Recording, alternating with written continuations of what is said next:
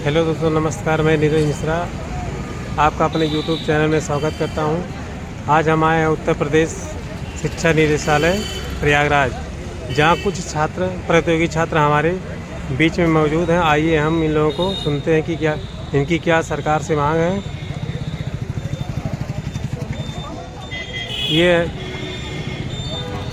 ये छात्र हैं, इनका नाम विमल मिश्रा है। आइए इनको देखते हैं क्या कहते हैं ये लोग।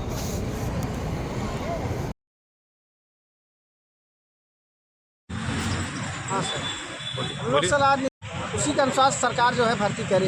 इसमें प्रावधान या कोई अन्य चीज़ न जोड़ी जाए, नहीं तो हम लोग सर कोर्ट जाने के लिए बाध्य होंगे। और 1 साल का प्राइवेट समझ लीजिए कोर्स करके 1921 से आज तक सब मास्टर बनते चले आ रहे हैं। न किसी ने विरोध किया, न सरकार ने नियमावली चेंज किया।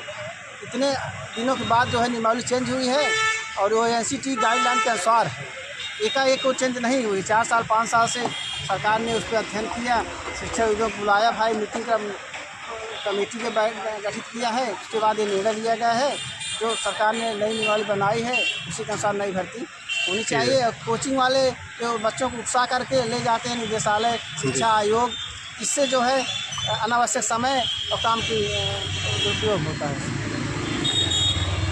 ये लोग जैसे जो कह रहे हैं कि एकाएक परिवर्तन हुआ है, कोई भी नियमावली सर बनती है तो अंदर से काम होता है, लेकिन जब आता है पेपरों में तो एकाएक ही आता है।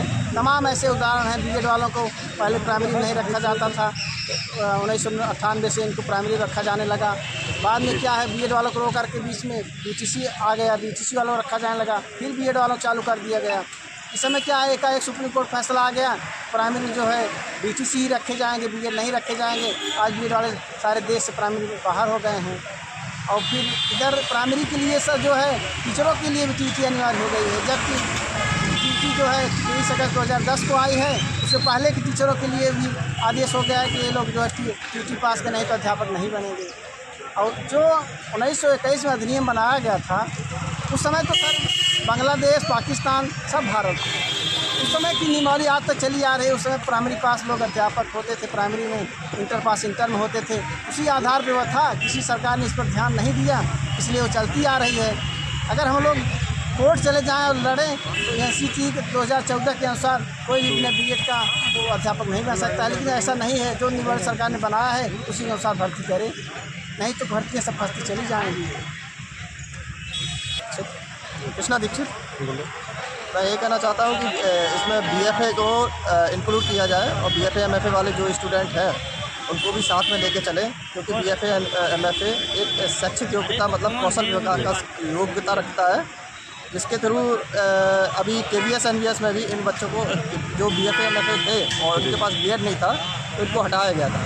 इसका विरोध हम लोगों ने किया था, लेकिन सरकार के द्वारा उसको नहीं सुना गया और BFA MFA को हटा दिया गया पूर्णतः। और जो 2021 की भर्ती थी KVS NVS की, उसमें BFA MFA को लिया गया था, जिसमें पहले BFA MFA जो कला सब्जेक्ट से सब्जेक्ट और संगीत के सब्जेक्ट थे और योगा के सब्जेक्ट या स्पोर्ट्स के सब्जेक्ट मान लिया जाए, उनको मिसलेनियस सब्जेक्ट में रखा जाता था, जिससे बच्चे एक कौशल विकास के जो टीचर बनना चाहते थे वो अपनी योग्यता के अनुसार उसमें नियुक्ति लेते थे। लेकिन अभी 2025 की वो है नियमावली निकली है, तो उसमें KVS NVS को अचानक से BEd में अनिवार्यता कर दी गई है कि आपके पास BEd होगा तभी आप टीचर बनने योग्य हैं। मैं मानता हूं कि टीचर बनने के लिए BEd योग्यता होना अनिवार्य है, लेकिन अचानक से कोई नियमावली आने से बच्चे को बहुत ज़्यादा दिक्कत होती है। अचानक से कोई डिग्री नहीं मिल जाती है। जिस प्रकार से पहले काफ़ी समय से